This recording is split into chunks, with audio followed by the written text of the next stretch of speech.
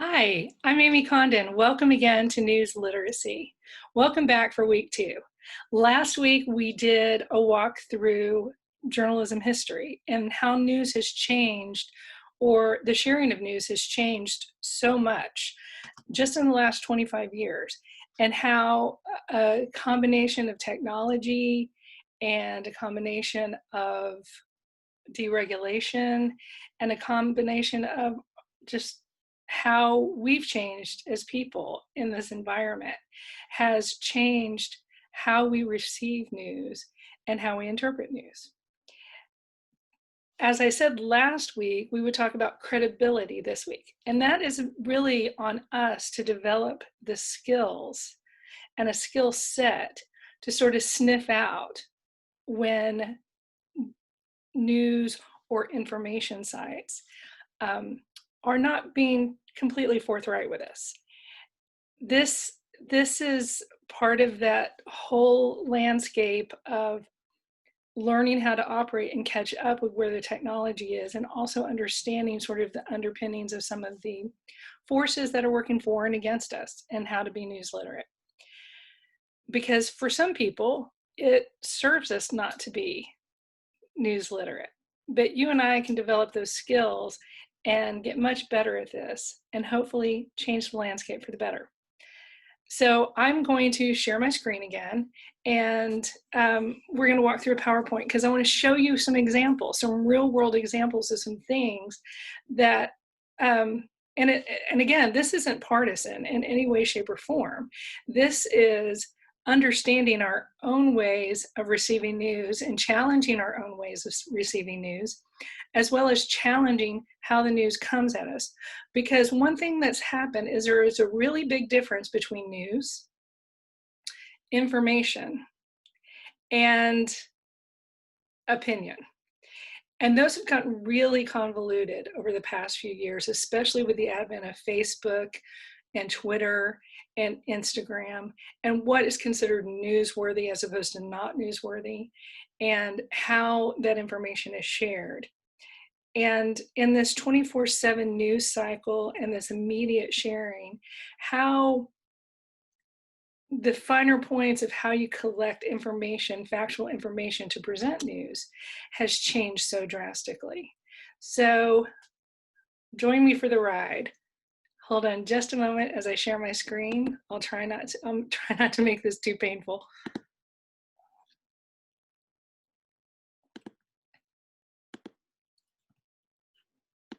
Oops, we don't want to do that. We want to go here.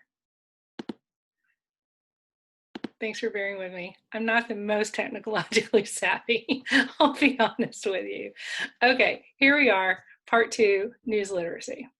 Now, one of the things we talked about last week is how do we want to read like a journalist? How do we discern the differences between slant and misinformation? How do we verify news sources?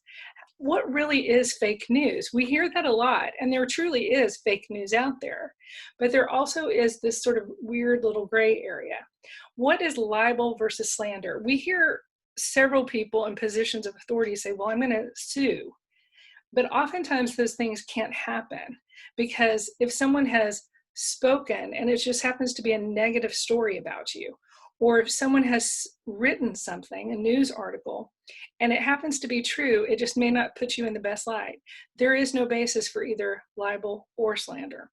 Libel is written, slander is spoken. What is propaganda?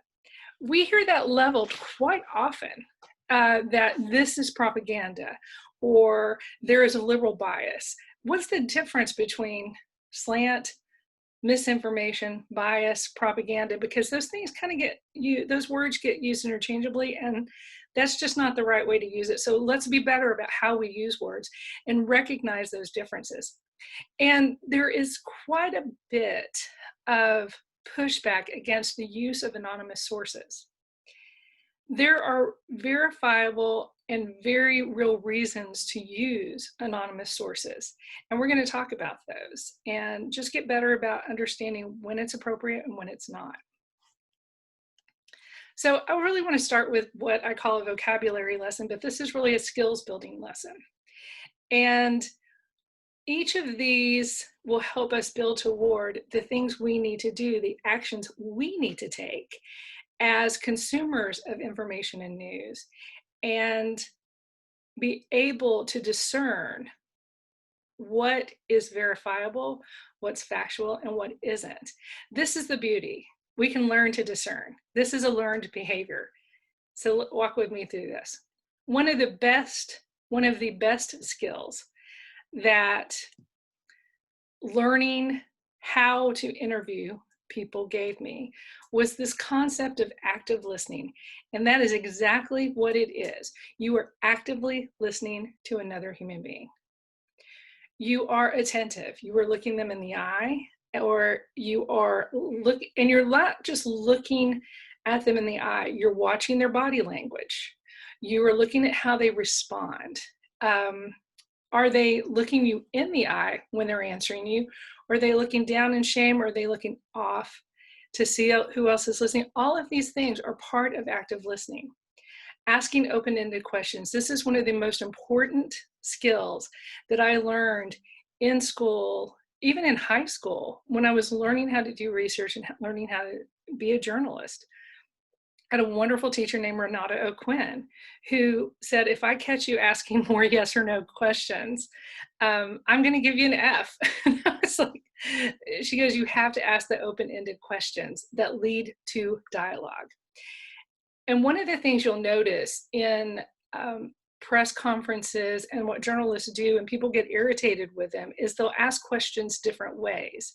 But that is absolutely essential, because by asking some of the same types of questions in different ways, you can actually get different nuances of a story, and you can get closer to the factual truth of something.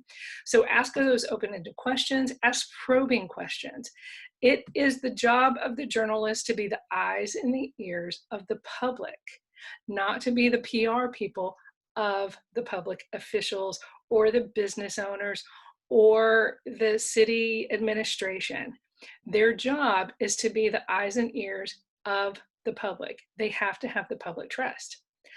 Follow-up questions that ask for clarification. Too often we let an answer that's unclear or unsatisfying to just kind of sit there. Ask for clarification. If you do not understand the answer, or the answer is unclear, absolutely ask for clarification. And then repeat back, paraphrase what you just heard back to somebody so that they will say yes or no, or they'll correct you. Again, it's not manipulation. What you're trying to do is actually hear and actually process what someone is telling you, and be attuned to and reflect feelings. If you can see that someone is nervous, it doesn't mean you get nervous. It means you learn how to adapt. And if you see that someone is getting angry, one of the best skills that you can learn is how to diffuse a situation. I worked at a superstation back when I was in college, and the gentleman, there was an old school camera guy there named Roy. He was probably in his 70s at the time. He had actually been sort of like a teenage journalist when he interviewed FDR back during the Depression. And he taught me a really wonderful skill one time. He had been trying to get an interview with Bob Hope, the late comedian, as he was coming back from one of his USO tours in the early 70s. And notoriously, Bob Hope did not like the press. Well, he went to the airport where he knew Hope's plane was coming in and that it would be going for maintenance and that he would have a bit of a layover. So Roy just basically sat down and was near the gate, and Hope ended up sitting near him and saw a fellow sort of traveler and started chatting with him. And how Roy opened up the conversation, he said, so how's your golf game going? He knew something that mattered to Bob Hope. And as he did that, Hope softened. And then he said, do you mind if I ask you some questions? I work for this television station, and they really wanted me to get an interview with you. And Hope sort of admired his moxie, I guess, but also knew that this guy wasn't out to get him. And so he granted him the interview. Now, that's not going to happen in all cases. We're a little more sophisticated now in that we have a lot of handlers. We have a lot of people who learn their talking points and stick to their talking points. But by working with how people are feeling and reading a situation, you can actually actively listen in a way that you can help speed the conversation along. And then always, before you leave a conversation, that's really what an interview is. Before you leave an interview, you summarize some of your findings and give that person another opportunity to correct or course correct or think about things. But active listening really means that you, if you're the interviewer, you need to really be listening. Or if you are a consumer of news and you are reading or you are listening to an interview, you need to be watching body language. You need to be as much an active listener as the interviewer is. Second, confirmation bias. This is actually a proven psychological phenomenon that in psychology and cognitive science, confirmation of bias occurs from the direct influence of desire on beliefs. When people would like a certain idea or concept to be true, they end up believing it to be true, even if there's all evidence to the contrary. They are motivated by wishful thinking. This error leads to the individual to stop gathering information when the evidence gathered so far confirms the views or prejudices. This is where, when we say, never let facts get in the way of a good story, or you find somebody that you're saying, but wait, science shows this, or, the evidence shows this, that people can tend to get even more entrenched in their belief systems, that they're privileging their belief over true evidence. And what happens is, once we have formed a view, we will just embrace the information that confirms that world view and ignore anything else that challenges it. And when this happens, you stop actively listening, one thing, and two, you shut out an opportunity for learning. So one of the things you have to do is actually figure out who you are and where your confirmation biases are. We're going to get a little bit more into that in a second. But how you challenge confirmation bias and active listening is through critical thinking. This is the ability to think clearly and rationally, understanding the logical connection between ideas. One of the most important things I think that we have lost is that opposing ideas can be true at the exact same time. For instance, something can be completely unethical and still not be illegal, or something can actually be legal and be absolutely unethical. Let's think of the Civil Rights era and Jim Crow law. During Jim Crow, the laws prohibited, they were unethical laws, but they were laws the same that prohibited people of color from using public restrooms, public eateries, public water fountains. They had to prove their literacy before they could vote. Separate but equal schools. All of that was supported by the law, and the language of "I support law and order" became this catch-all phrase that, well, but we're following the law, and but independent thinking and reflexivity would say that you don't treat anybody like this, especially in a nation that espouses that all men are created equal.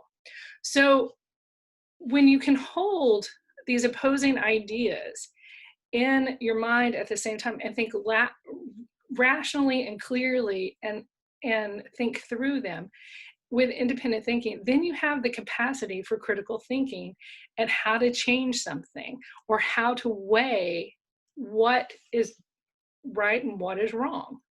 So the skills you want to sort of employ for critical thinking is determine the importance and relevance of arguments and ideas. This was a real underpinning of the Edward R. Murrow story we talked about last time, when he pretty much took on Joseph McCarthy in the press. But what he did is he used McCarthy's own words, McCarthy's own tactics, through the House Un-American Activities Committee. And he allowed, at the same time, McCarthy to take up one of his episodes for See It Now and challenge what Morrow had been presenting through the press, factually through the press. The next episode of See It Now, Morrow responded to McCarthy's assertions and addressed them one by one. So that, and he wasn't telling the public how to think or what to think. He was simply saying, this has been alleged against me. This is the truth. This has been alleged against me. This is the truth. There also has been no refuting the factual information that these are the tactics that the senator from Wisconsin was using. So in presenting the information that way, he was allowing the public to make their own determinations, to arrive at their own conclusions based on the evidence. So when you are employing your critical thinking skills, you are looking at the relevancy of arguments and ideas, and you can see whether or not there is equivalency between those ideas or false equivalencies between those ideas. You can recognize, build, and appraise arguments, identify inconsistencies and errors in reasoning. You can look for those circular reasoning ideas that sort of feed on each other, that don't actually lead you into any new conclusions. You can approach problems in a consistent and systematic way.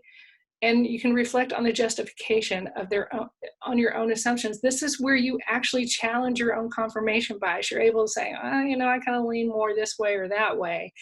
And I tend to only be looking at, say, the New York Times. Maybe I need to be reading some of the Wall Street Journal too, to see how they are interpreting, how those reporters who may be a little more conservative than my own point of view are interpreting something. It allows you to reflect on your own assumptions, beliefs, and values.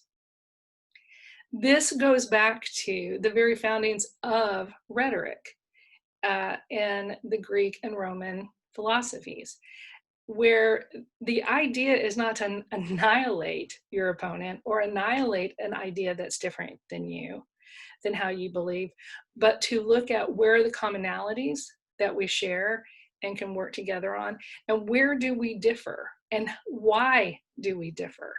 So this ability to critically think is so very, very important. This concept of the echo chamber. In acoustics, an echo chamber takes place when you enter a hollow space or a hollow enclosure and the sound reverberates off the surfaces. This gets really disorienting and it can be very confusing. In news, the same effect happens. It's called an echo chamber, metaphorically speaking, when we are either only going to sources that reinforce our belief system, and so we are not only justifying our confirmation bias, we are feeding it. And it also happens across informational platforms. If you'll notice sometimes, if you watch multiple news, cable news networks, and even multiple network television news, you will see the same things repeated, and that's considered an echo chamber, and that actually sort of embeds and, you know, rewires your brain, but it also can be very disorienting. So one way to get out of that, you don't actually know where the information is coming from, you don't know what's true. So when you can break out of the echo chamber, and again, fill it with ideas that are different than your own, and look at how something's being interpreted in different spheres, that is a really, really important way of challenging your confirmation biases. Actively listening, where is this information coming from? How is this information being presented? And thinking through things critically.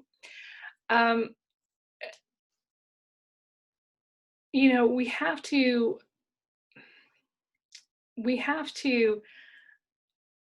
think too about sort of this cascade of information that, and maybe even self-censor a little bit, because if you see it amplified on Twitter, if you see it amplified on Facebook.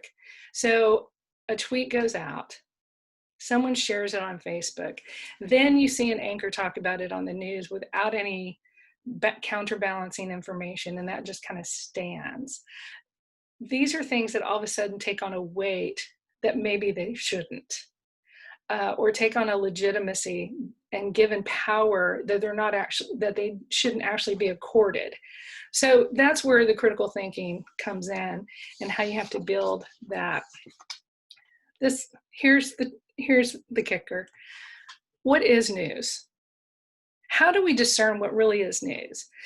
Well, always the thing about news is it's timely. It's happening current. It is relevant. It has an effect on our lives. So who a celebrity is dating is not really relevant to our lives nearly as much as maybe the FCC vacating the fairness doctrine. It's comprehensive. It's not 140 or 280 characters. It tells you a story: who, what, why, where, when, and how. And it's based on facts, and those facts are derived from observation, primary research. And primary research is a really important concept that we're going to talk about in just a second. And it's iterative. This is one of the things I think is so important to understand about news. We know enough at one point in time to report on it, but as each day passes, we learn more and more. And this is such an important concept to understand, because it's not that a journalist is changing their mind, they're adding new information.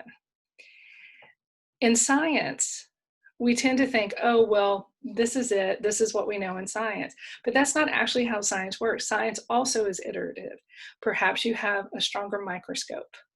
You know something at a point in time, but once you have stronger materials or you have different breakthroughs, you get closer to the truth of something, whether you're finding out how a virus responds to treatments, whether you're trying to figure out what kind of virus it is in the first place. All of these things are similar in how news is presented. Now, when I'm talking about primary research, sorry about that, when I'm talking about primary research, think back to when you did term papers or research papers in high school. A lot of times you were doing secondary research. You had a hypothesis or a thesis statement you were trying to solve, and you were looking at all the sources that were trying to support that. That's a form of secondary research, when you look at other studies to confirm sort of your hypothesis or your thesis. Primary research is actually not having a hypothesis or a thesis to start with.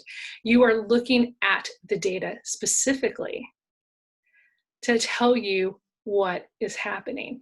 So you are using a methodology used by researchers to collect data directly. And that can be letters, speeches by the person that you're reporting on. It can be interviews. It can be observations and what you're actively listening to. It can be witness accounts. It can be actually there at the moment seeing something happen. It can be talking to police officers who are working on an investigation. All of that is primary research.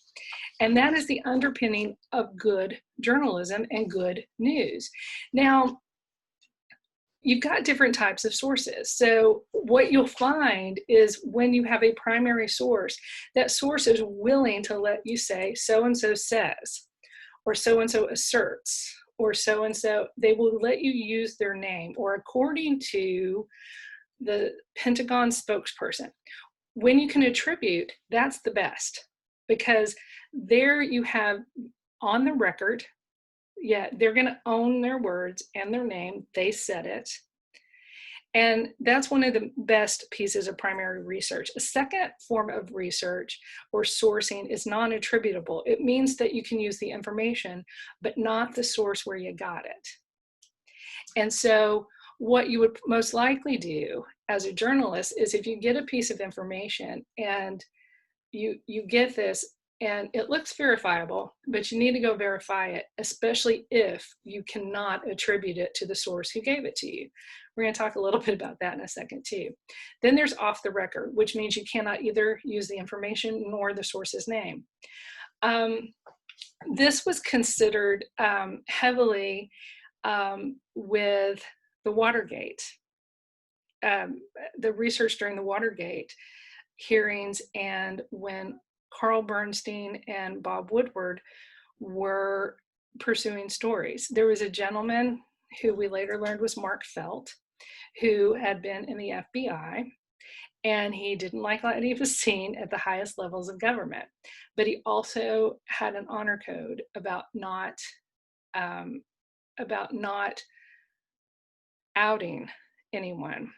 But he guided Bob Woodward through these secret meetings about how to find, how to follow the money, was his follow the money.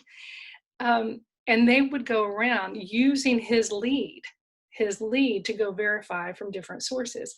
So a lot of times what an off the record source is someone that you don't name, you don't even attribute information to, like a non-attributable source.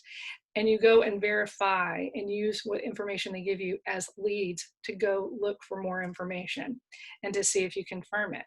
So again, on the record's the best possible outcome. It's the best way to get information. And it's also, if you get false information or misleading information, you know the source to go back to.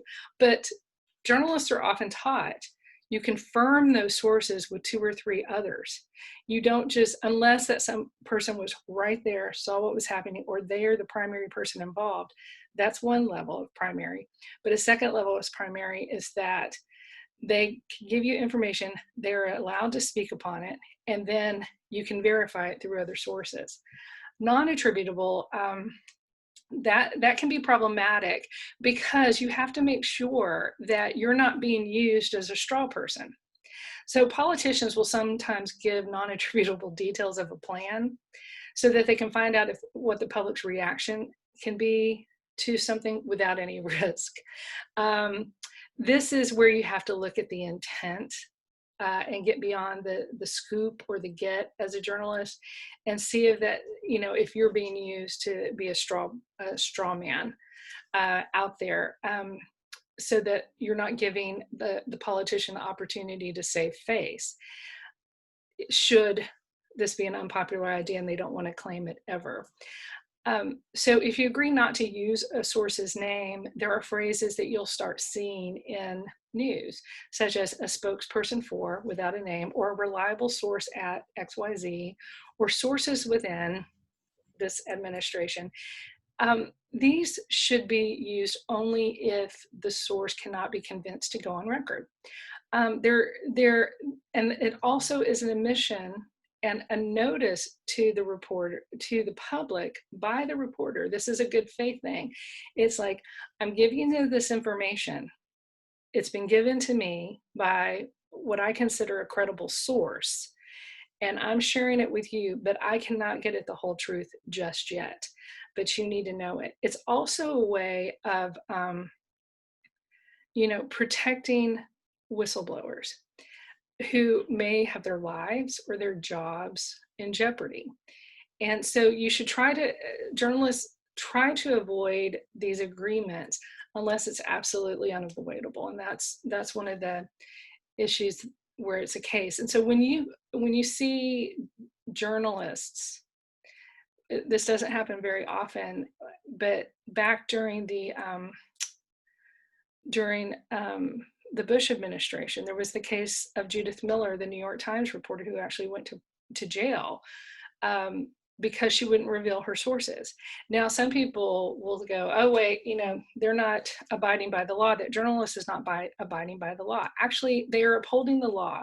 They're not putting themselves above the law. They're actually submit to going to jail while trying to protect a source. So they are not capitulating to the governors. They're protecting the governed. So remember that from our last session when we were talking about what's the purpose of freedom of the press. It's that the press is not at the beck and call and under the duress of the governed who could use it for nefarious purposes. That's why almost all states, except for one, have shield laws that protect journalists in this case. Now, off the record,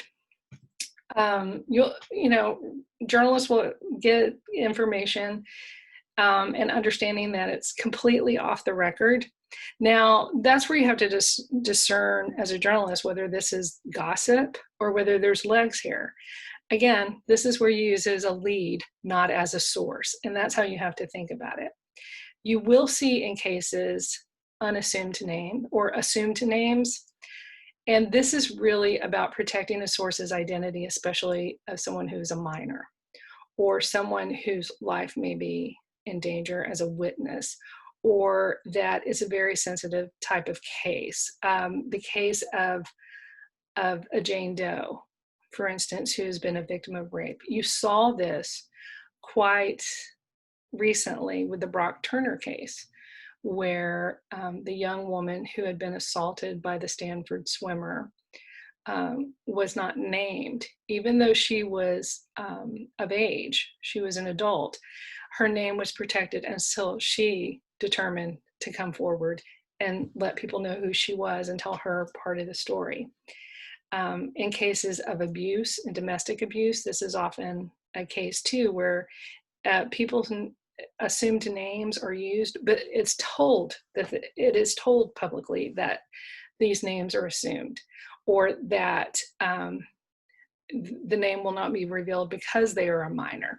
So you have to look for those nuances as you're reading, and look at the situations and critically think through those situations and say, is this appropriate for the source not to be named?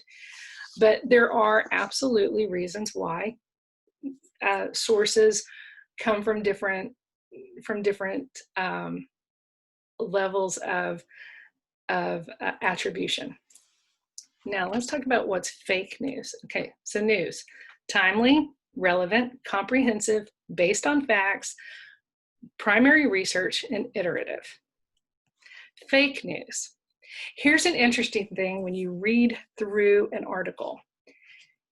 And I'm fascinated when I look through what gets shared on Facebook and through Twitter. I look at it a lot. I don't comment on it a lot, but I always look for, are there verifiable facts, quotes, or sources? If a story has 0 quotes in it, if there is only innuendo and no verifiable fact, or sources there's no attributable sources, not even in terms of a spokesperson for this, or someone who chose not, an employee who chose not to be named. If there's none of that, then my antenna goes up. Sometimes there's some nugget of truth, but there's no contextualizing details. There's often deliberately inflammatory language. You can see, I'm often amused when I'm watching television news and someone will say, so-and-so bolted in. And what you'll see is someone kind of stroll through a door, and you're like, there's a disconnect between the language being used and the actual reality that we're watching on television. So you look for the inflammatory language. Here's another kicker. If it's fairly unbalanced, like there's no acknowledgement of other ideas, that's another thing to look at. So when you see these websites that say we're news and information, or news and opinion, what you're going to find is that they're more on the information and opinion side and not the news side. So look for that balance. Almost always in a balanced news story, you will see some acknowledgement of other points of view, or other, even if it's a crime story, you will hear from both the prosecution and the defense, or you will hear from one witness who saw one thing and one witness who saw something else.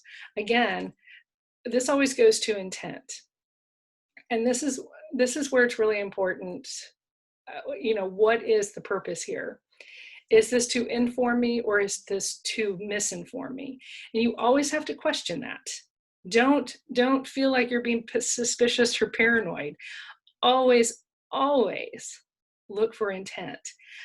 This is where also, there's this frustrating kind of aspect right now that I think people are confusing news, opinion, and editorial. Again, news is timely, relevant, based on fact. Editorial is either a station or a newspaper's opinion on something, a situation based on, it's usually an editorial board or an editor or a publisher, him herself, that gives an opinion on a topical issue, but usually they're using facts around that. Whereas an opinion, like a letter to the editor or an opinion piece by a columnist, is really a viewer judgment formed about something, and it's not necessarily based on fact or knowledge. And I'm seeing that a lot more. There were a couple of columns recently, even in the Savannah Morning News, by national columnists where they were actually repeating something.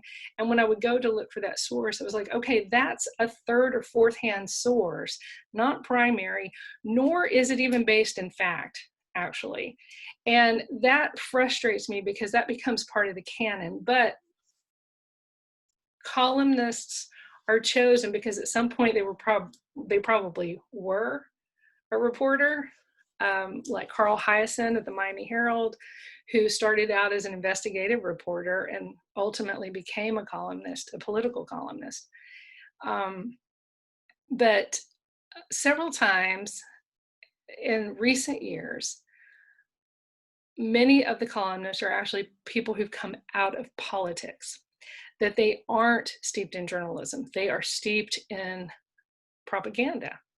They are steeped in political, not even political discourse, but in political campaigning. And so that is their intent. So when you can understand sort of the world someone comes out of, and you can look at that intent, it's really important for helping you assess whether this is something you should be listening to or not. And again, life is short. Don't waste your time on people who don't have your best interest at heart. They're not trying to necessarily inform you. This is what I just talked about. Sorry, I didn't move that forward. Propaganda. Okay, you'll hear this leveled very specifically at news sources. News is in of itself something that's trying to present multiple sides to a single argument or on a single issue. Propaganda does not do that. It is information, especially of a biased or misleading nature. It is purposely trying to mislead you to promote or publicize a particular political cause or point of view. Now, we know this most especially out of Nazi Germany, and that how the transition of an entire group of people into following the Third Reich. But propaganda, we used it ourselves in World War II. We used it against the Japanese. We used it during Jim Crow. And it is anything that is the intent behind it is to mislead and is biased to bring people over to a particular political cause. So you always have to have your antennas up for that and know if someone is trying to persuade you to act in a certain way.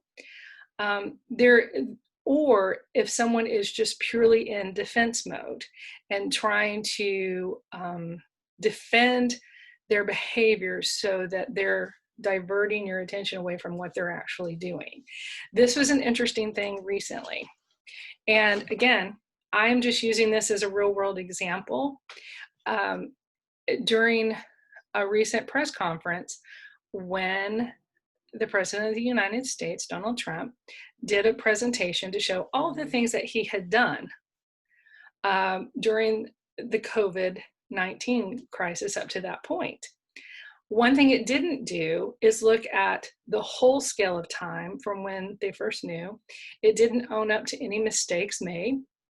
It didn't own up to any intelligence briefings that had come before. It was only one particular point of view of defense to suggest that behavior was unassailable, nor did it look at even what Congress could have done and didn't do, or did do. I mean, when you're trying to truly inform the public, and you're trying to be fair and balanced to the public, you are going to show where the successes are, but where the opportunities to learn were. And so I want to make this clear. I'm not calling that propaganda, but that is a way that we subtly can mislead. And what the journalists in that room needed to do was say, here was the presentation. Here's the reality of the situation. Here is where we need to go from here. And you, dear reader or dear listener, you need to make up your mind using active listening, critical thinking, all of these things, because that is the one way you combat propaganda. That's the one way you combat fake news. That's another way that you combat your own confirmation biases. So let's talk about the difference between misinformation and slant and propaganda and all of these things. Yes, I will not lie to you in any way, shape, or form. I'm gonna see if I can move my little, I can, because I want you to see this whole slide here. This was a media bias chart that was actually put together by a patent attorney who looked at a different way, because she herself was finding it really hard to discern all of the information that was out there. And she said, okay, but let's look at this in a universe and talk about, like, what is propaganda? What is opinion? What is fair opinion, because they're using fact, and what is not fair opinion? What is using complex analysis to arrive at conclusions? And then what is actual pure reporting and using fact? So she looked across the universe of multiple different news sources. And I found this really wonderful, because when you look at this, it has the scale of slant here. And slant, what's neutral and tries to present a balance of ideas. What skews left, like they'll almost always drop on the left. What really skews partisan, and then what is extreme. Like they're not even listening to any other ideas. And this is sort of this scale, same way on the more conservative side. And then you have an overall quality scale over here that goes from inaccurate, fabricated info, like world news, like when you're standing in the grocery store aisle and you see the National Enquirer or the world news, those kind of things that where you're like, we know that those are made up, but they're entertaining. Propaganda contains misleading info. It's really trying to push you to a side. And then you have selective or incomplete story or unfair persuasion, like they're only presenting one side. And they also are leaving out salient details that are critical. I'm going to point out some here, like Daily Cause and Alternate, the Drudge Report, the Federalist, the New York Post, the Daily Mail, Fox News, Daily Wire, Daily Caller. Over here you have Patriotics. Some of these I've never heard of, but the Forward Progressive. So when you see people sharing from InfoWars, these kinds of places, what you're doing and what you can see there is that there is a slant, and these are following in this red box. This is more than slant. This is not even following journalistic guidelines. This is purposefully misleading. Then you get it up into this yellow box, and what you'll find here is the fair interpretation of news, yet it still has what's called a slant to it. It still is falling into a much more either or, and so it's using selective or incomplete. The New Republic, the Huffington Post. Over here you have the One American Network. CNN is right on the cusp here. And we're going to talk about that in a little bit.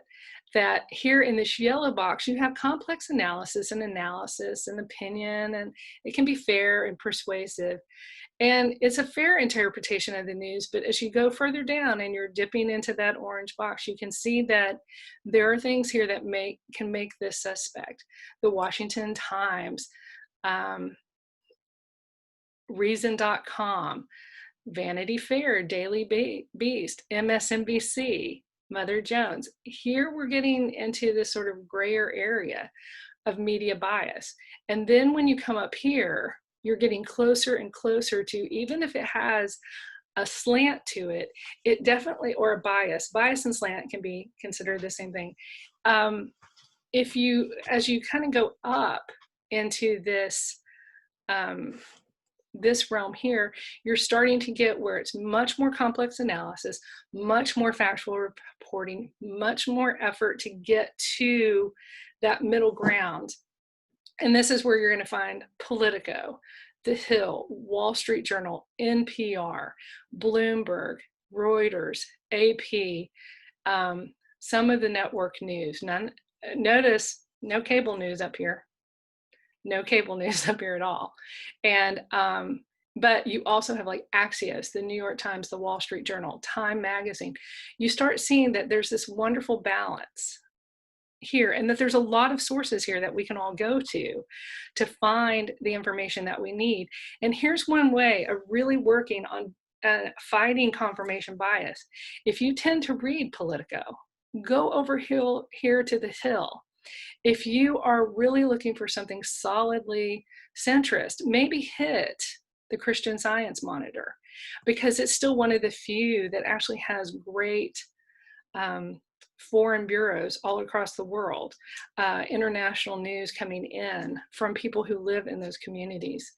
And so if you find yourself leaning here a little bit more and reading here a lot more, go over here and read a little bit more and look at the counterbalance. And what you'll find is that they're using so much of the same factual information, but they may be interpreting it slightly differently, or they may be bringing in some information or some sources that are not being brought in over here, vice versa. If you always find yourself right here,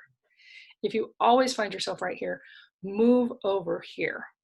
Now, one thing I'm going to do is I'm going to provide this link so that you can look at, I mean, I know this isn't a super clear way of seeing this, this graph, but this would be a great graph for you to have available to you so that you can see where you're falling in here, and look at these different sources so that you're fighting your own confirmation bias and you're allowing other ideas and other views to come in. So if you spend your time here rather than here, and most definitely rather than here, if you spend it here, you're going to be much more informed. What's interesting though, is we often think of slants as just being the journalist or the organization. What we have to think though is also about let's see here, sorry about that, the ideological placement of each source's audience. And again, this is really important. This is from the Pew Research Center. The average ideological placement on a 10-point scale, consistency of those who got news from each source in the past week. So when you look at the ideology of the people who are reading things, you'll see that people who are relatively around the center are relying heavily on NBC News, Wall Street Journal, Yahoo News, CBS, Google, Bloomberg, ABC, USA Today. That's right around the center. And then what you'll see over here is when there's conservative leanings, they're getting most of their news from Fox News, The Drudge Report, and Breitbart, Rush Limbaugh. Remember, these were down near the bottom. All of these were down near the bottom on that previous scale. Several of these were right in the center, and so people who see themselves as centrists are going here, but people who are, you know, leaning left can tend to spend more of their time here. So what you've got to do to really fight that confirmation bias, to really support being more news literate, is get in here, get into these, get in here. Here too, you'll see like NPR, New York Times, while the readership is more liberal, then they are much more, when we go back to that previous slide, they're much more in this realm. So it really looks at, this is an important slide because what it's showing us too is we're all getting our news in so many different places that it's not like we have a water cooler conversation or a central place that we're going to anymore. There's good things to that and there's bad things to that, because what's happening is you will find that when the people over here are getting their news in a certain way compared to people who are getting their news here in a certain way, they're hearing two completely different stories. And so it has degraded the political discourse that's happening between people because it's not even confirmation bias. They're being told two totally separate things. So this is a really important piece to think about. Back in 1997, I wanted to show you all this too, because I thought this was really, well, sorry, it's not letting me find that. It was interesting because what it showed, and I'll provide this link also so that you have it, so that you can do some of your own research. When the Pew Research Center for Journalism and Media looked at how people are getting their news, let's go back to this slide, that when people sort of had more liberal leanings, they went to multiple news sources within this area. If they were avid listeners to NPR, they often read the Washington Post, they often read the New York Times, they often read Bloomberg, USA Today, and Wall Street Journal. So you would see a lot of people who had more liberal leanings going to multiple sources. When it came to be more conservative leanings, most of them were getting their news from a single source. That says something about, again, what we're being told and what we're listening to. So when you have a certain percentage of your population listening to sources here and a certain percentage of resources listening here, what you realize is what people think is the truth, or what people's perceptions are completely different and completely skewed. Now, I'm not sure how to combat that. I don't have the answer to that, other than it's always important to know what someone else is hearing. So if you are over here, listen here. And if you are over here, force yourself to go over here and listen to something else, so that we can start talking to one another again. That's the worst out of all of this, is that it's prevented us from being able to even speak to one another. We need to get here where we're all talking again. All right, I'm pulling these two slides back from last week's presentation, again, because I want to pinpoint a couple of things. We had the gutting of the fairness doctrine that started in 1985 and just got chipped away at. Now, again, just a reminder, the fairness doctrine was that if you're covering a controversial topic in your news, then you are obligated to present multiple sides so that readers can make their own decisions based on valid information. That doesn't mean there's an equivalency to all sides. It just simply means that there is some other facts available to counter maybe a prevailing narrative. And that when you take both of those together, there is a way to move forward, especially on controversial topics. That very rarely is something an either or. It's most of this and a little bit of this. So when we think in those terms about how important that fairness doctrine was as an obligation of news, when this got gutted in 1985 and subsequently chipped away at and unenforced for 25 years, in 2011, in a review of regulations across all departments within the federal government, because this one was no longer being enforced, In 2011, it got completely pulled out as a regulation of the Federal Communications Commission. So now there is no obligation.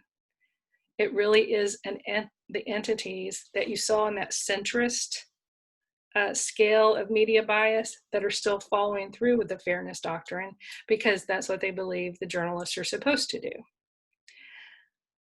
Then we come to media cross ownership and those regulations. So no longer do you have the issue of the fairness doctrine. You also have fewer voices being heard. You have fewer media conglomerates owning fewer and fewer news stations, radio stations, newspapers. So there's always been this myth of the liberal media that all media has a liberal bias, or the lamestream or the mainstream media. But in 1997, Edward Herman and Noam Chomsky sort of challenged this myth of popular culture, drawing on extensive empirical research, a lot of primary research, a lot of information to find that in actuality, the news media had become so subordinated to corporate interests that they are far to the right of the American people.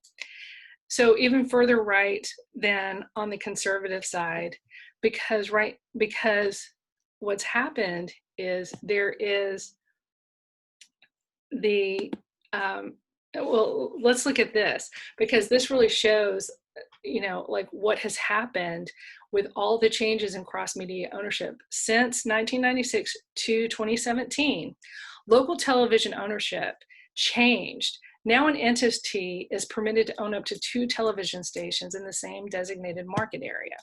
If you only have 3 to 5 stations, television stations serving an area, which, I mean, some places in the rural parts of our country, there are only 2. You know, that's the thinning and the singularity of voice. Local radio station ownership. In a radio market with between 30 and 44 radio stations, which is close to us, an entity may own up to 7 radio stations, no more than 4 of which may be in the same service area. So again, when this has real implications when it comes to even emergency provision, because if your radio station is owned by someone in Miami, and they don't have any local DJs or any local emergency professionals, you don't have someone who's actually going through the very same thing that you're going through and able to talk about it. So local radio ownership, national television ownership. This isn't network, this is just national television ownership. There is no limit on the number of television stations a single entity may own nationwide, as long as the station group collectively reaches no more than 39% of all US households. Imagine that nearly 40% of households in all of the United States could be getting the exact same information. And if there is no fairness doctrine in which to follow, they're getting a singular voice, 39%. And there was a complete elimination of the cross ownership rule. So now a full power broadcast station and a daily newspaper could be owned by the exact same entity. So again, you have fewer and fewer people challenging. What you also have is a narrowing of point of view. So Clear Channel owns 1,207 radio stations, reaching 201 out of 287 US markets. Cumulus Radio owns 250 stations, 70 of 287 US markets. Disney, which owns the ABC network, 10 television stations and 66 radio stations. The Gannett Company, which owns now the Savannah Morning News, owned more than 100 daily newspapers and nearly 1,000 weekly newspapers covering 43 US states and 6 countries. In December of 2019, Gannett and Gatehouse Media merged, creating the single largest newspaper company in the country, adding 144 daily newspapers, 684 community publications, and more than 569 local market websites across 38 states, now including Georgia and Florida.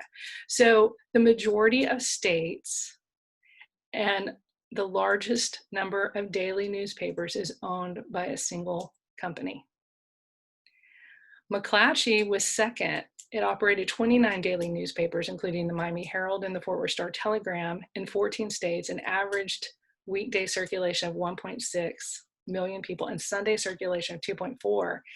They declared bankruptcy earlier this year. We have no idea exactly what's going to happen with McClatchy, but this is a real narrowing of the information that we're getting. So what are these cascading changes happening? How is that affecting how we need to respond to the news? If Chomsky and the myth of the liberal media was correct, that media and news is being subverted by ownership and the political leanings of ownership, then the intent of owners changes from serving as the eyes and ears of the public, which is the rule of freedom of the press, the governed, not the governors. So if it's instead as the eyes and ears of the public into protecting shareholder investment and political access, that's a huge change in intent. As the reliance on freelancers happens, you know,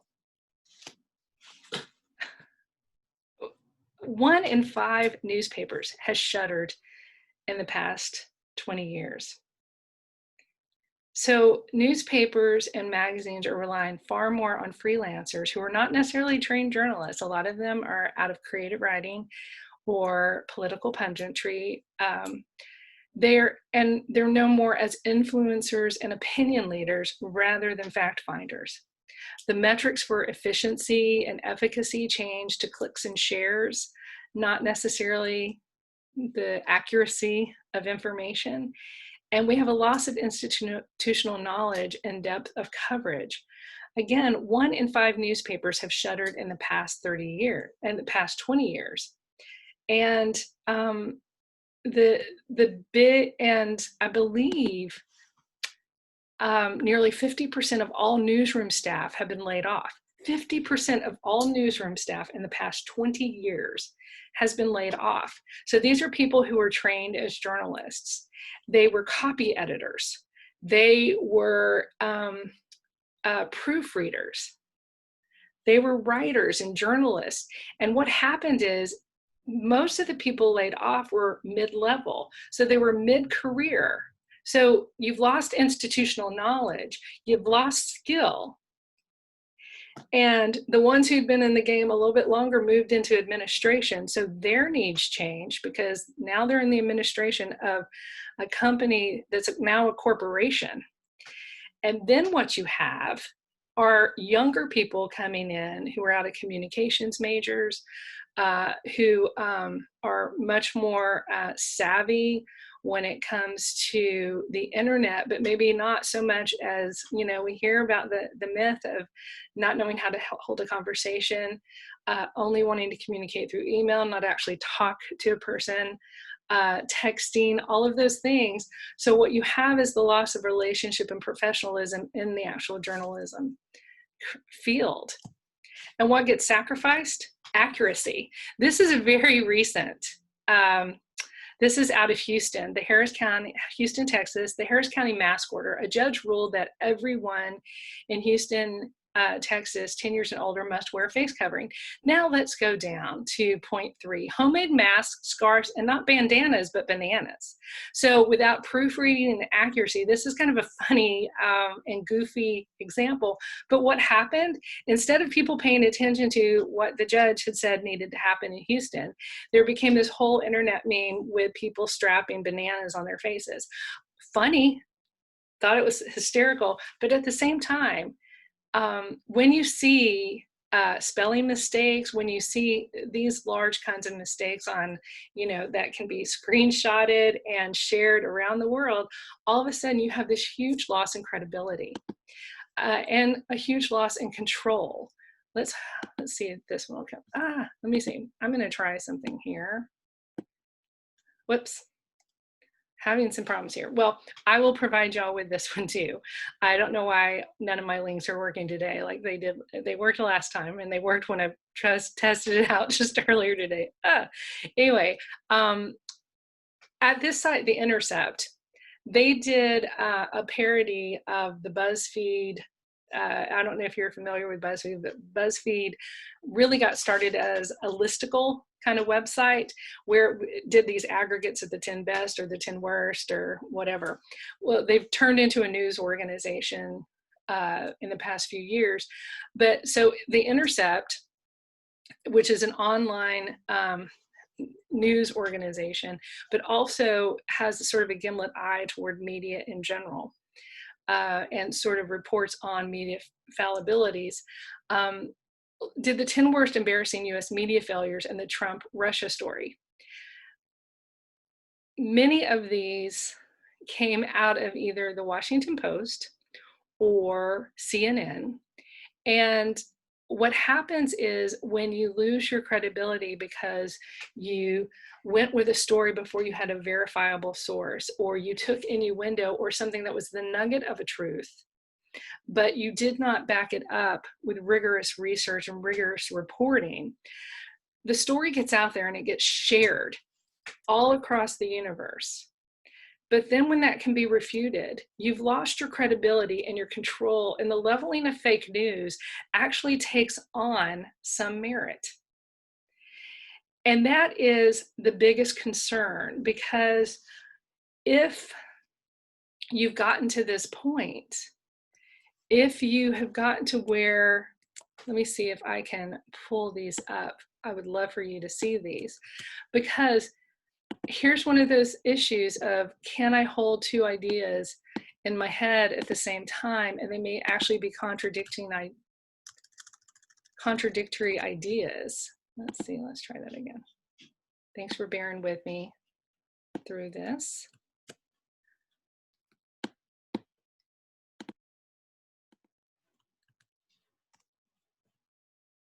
Because I'd really like for you to see these, because these articles don't prove that nothing happened or that there wasn't some effort on behalf of the Russian government to intercede and to sway an election.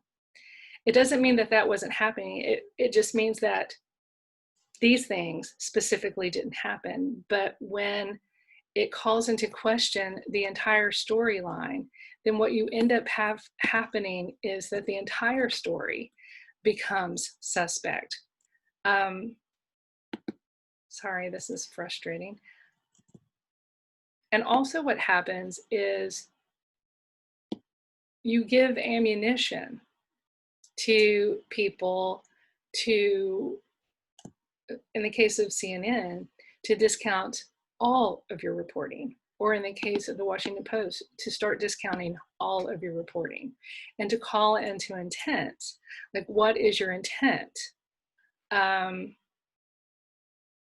Is your intent to bring down a president just because he doesn't meet your politics? That's not reporting. That isn't serving the people. That isn't serving the governed. Your job as in news and is to go out and find the information that is supportive of your discovery, or that supports information you receive from credible sources. But if your sources aren't credible and you are sharing those across all of your social media platforms and reporting them as if they are news, you've just given ammunition to the people who are suspect of what you're reporting in the first place.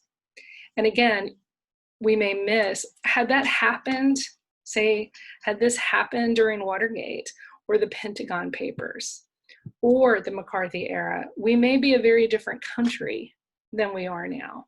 We may lose something that's really valuable in the support of our democracy.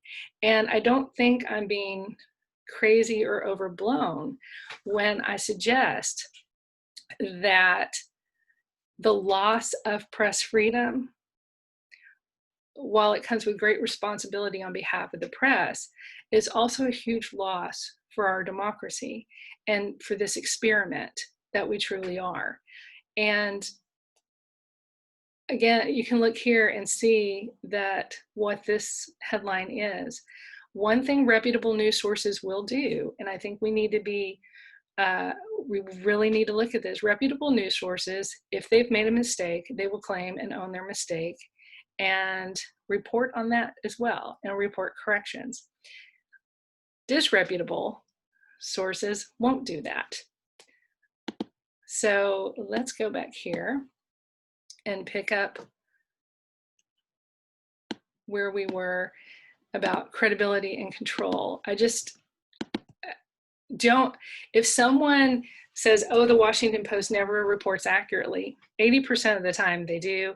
This 20% of the time during a story that was changing daily and there was so much crazy information flying around, the problem there becomes that it calls into suspect every story that they report.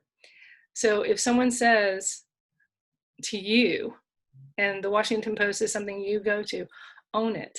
Own the mistakes that they made.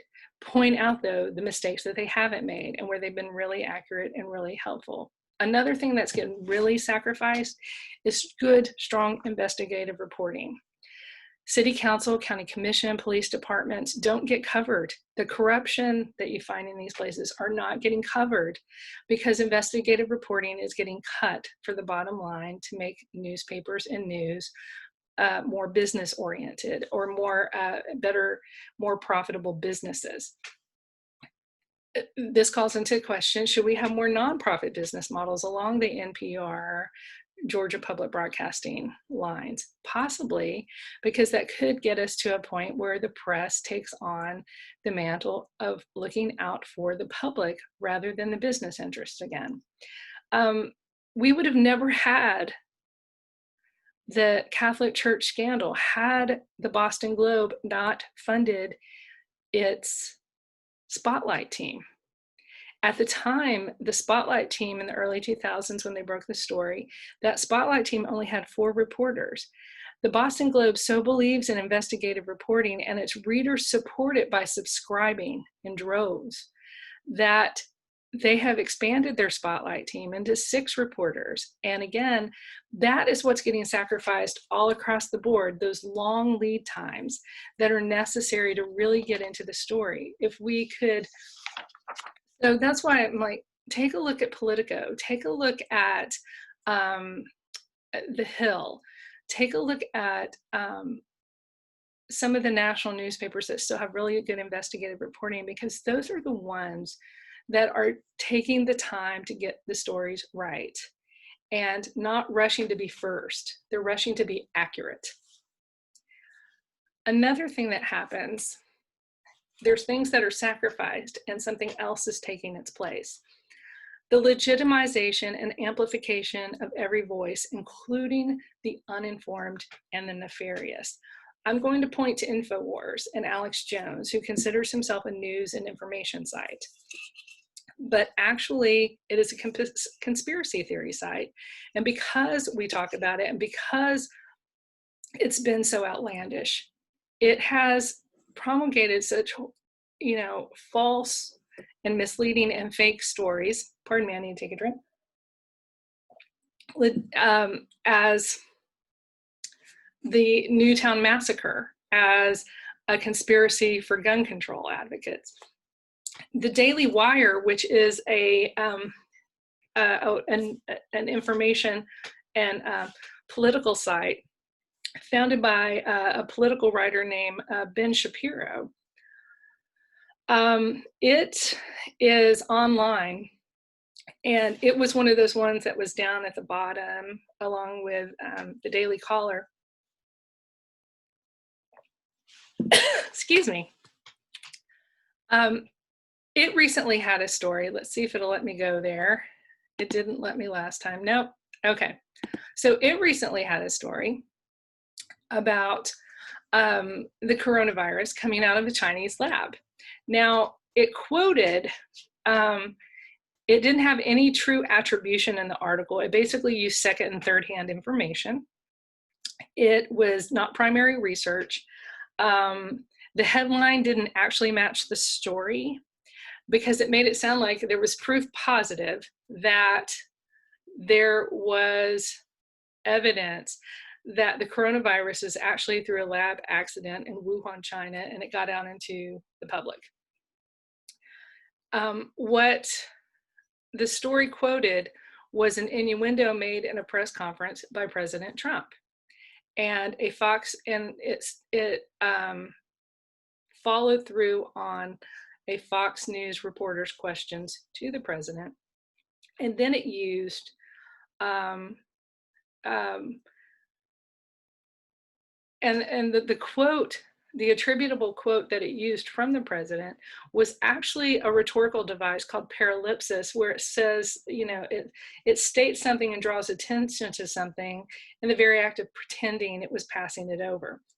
So it's a form of irony, but it sort of lays the groundwork. It would be like saying, it would be unseemly for me to dwell on Senator Kennedy's drinking problem, and too many have already sensationalized as womanizing. By saying something like that, it's called paralipsis. It's where you have said, I'm not gonna suggest this, but I'm suggesting it. And that was the kind of quote that was used in this particular article.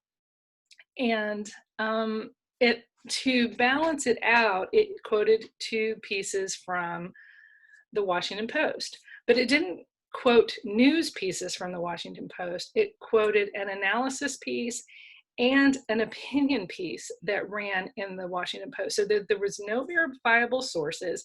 The headline was misleading. The quote was an innuendo.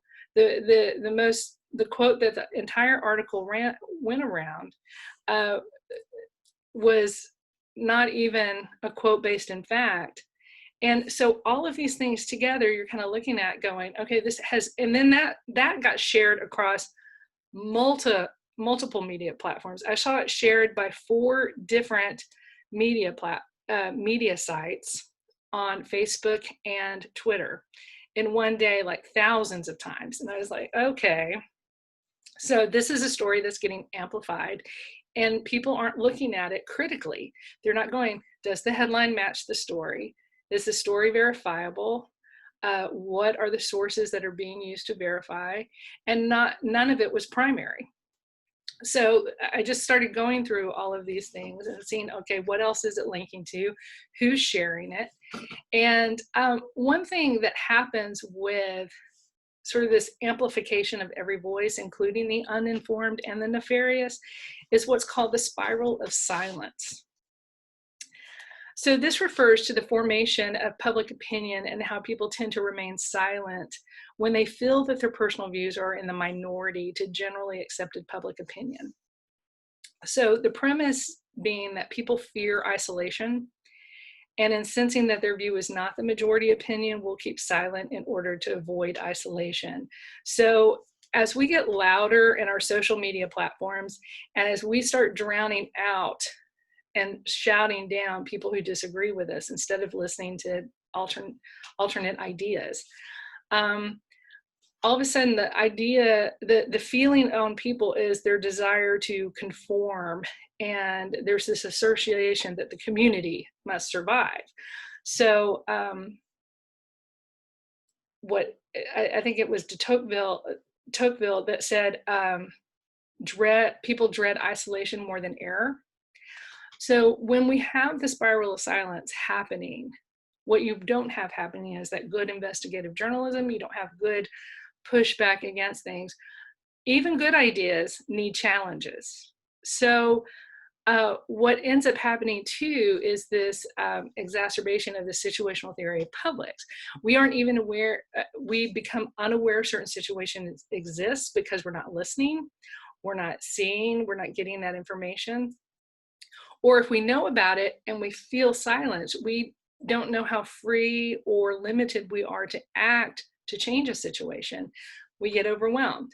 And then we begin to, if we're not aware of a situation or a problem existing, or we don't feel free to act, we may not even see how we are involved or affected by it. So these are real consequences of not being news literate, and real consequences to what happens in our community. So when other views fall silent and predictions become fact, where, like, this is happening very specifically because we have fewer and fewer actual experts and journalists who are getting the mouthpiece, who are actually the people who are informed, having the megaphone. We have more people who are theologically or politically motivated, and they're getting amplified. So what happens is predictions and opinions become fact, and beliefs become fact, rather than the actual facts being held in high regard. So these are real consequences for us not taking action to be more news literate, and how we got here and how to combat it. So what can you do? This is not a hopeless situation by any stretch, and we haven't lost anything other than ground in becoming as mature as the technology has become. So what can you do?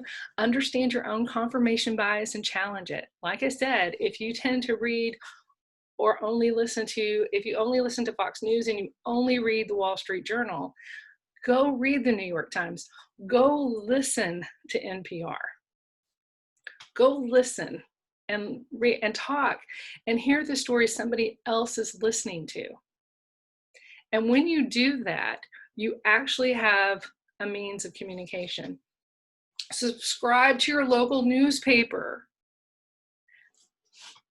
Part of the reason that we are seeing such loss of news literacy is because people are not taking the time to read their local newspaper.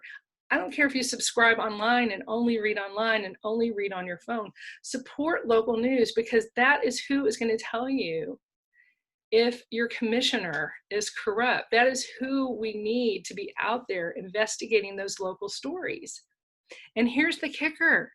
The people who run on a local level and succeed on a local level run for higher office eventually. So if you want better leaders, you better be a better and more news literate person. It starts with you. Read, watch, and listen to more reputable news sources. Remember that graph? There was a whole grouping right around the center, and the center right and the center left.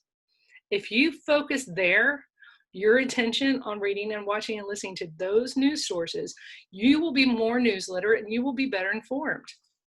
Invest time in reading long form journalism. These are complex stories.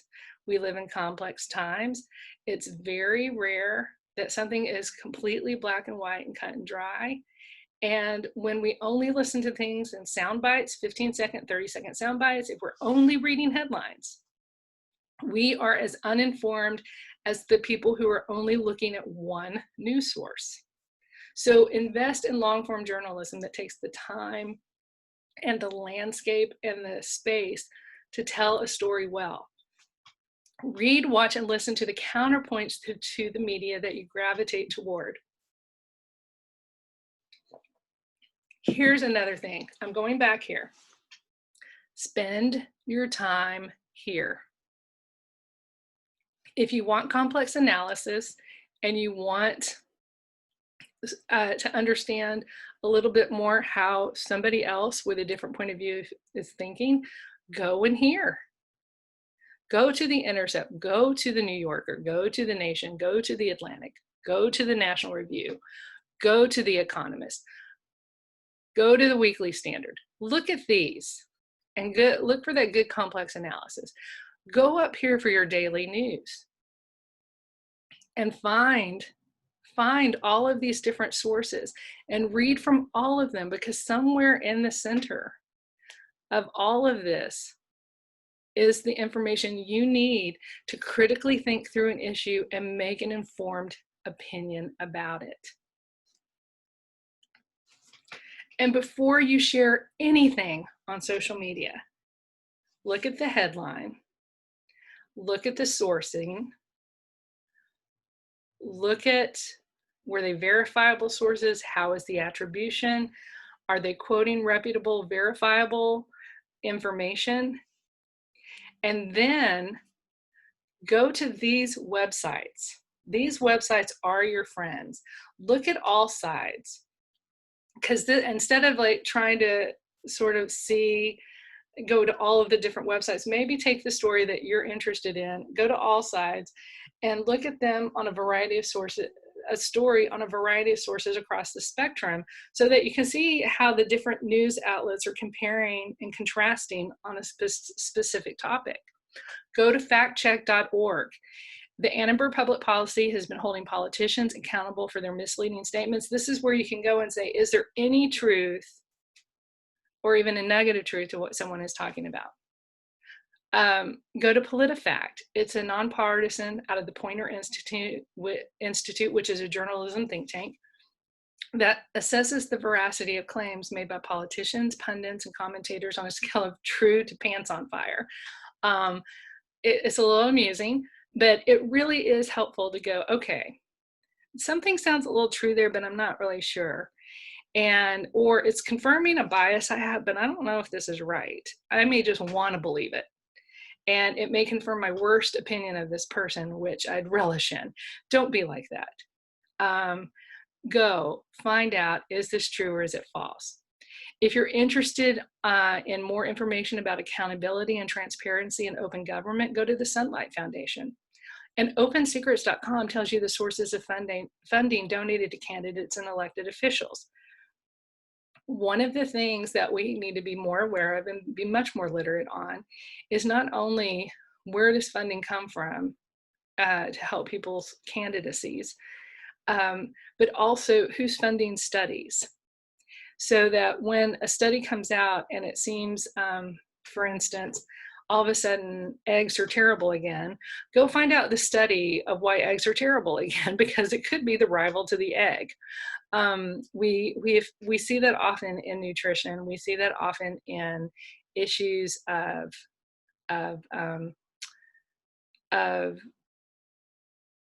politics. When you can see where again, as Deep Throat said, follow the money. These are things you can do specifically to be more news literate.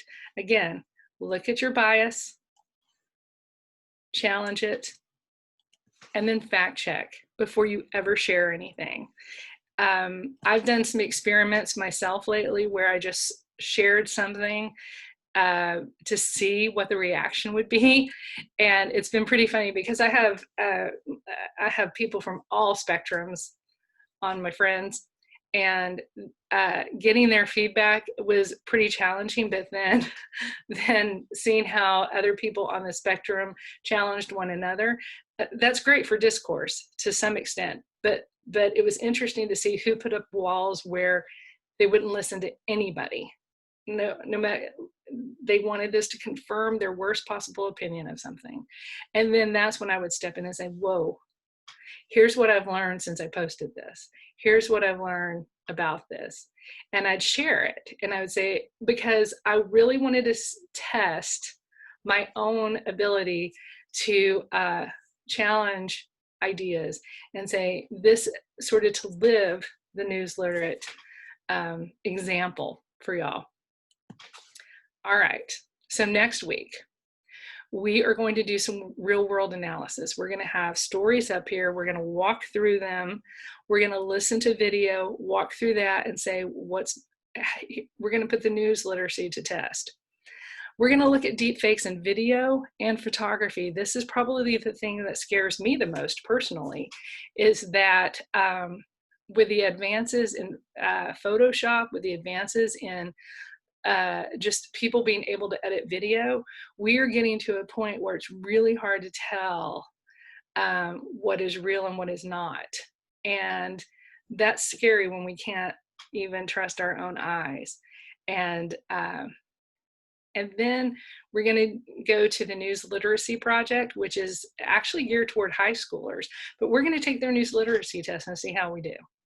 So that's next week. I hope you'll stick with me, and I hope you found this interesting and full of good information. I'm sorry that there were some technical difficulties today, but I hope that it gives you lots to think about, and that maybe you'll feel challenged to listen to another idea, to listen to another point of view, to also ask more of the people providing news to you, that you'll rely less on opinion, that you'll rely less on an editorial, and that you'll look really for the underpinnings of good journalism that's out there, because it's there, it's being produced, and the people who do it and who produce it are doing it as a labor of love, because they're certainly not making money at it. I hate to say that, but look forward to seeing y'all next week, or not seeing you, but talking with you next week, and take care.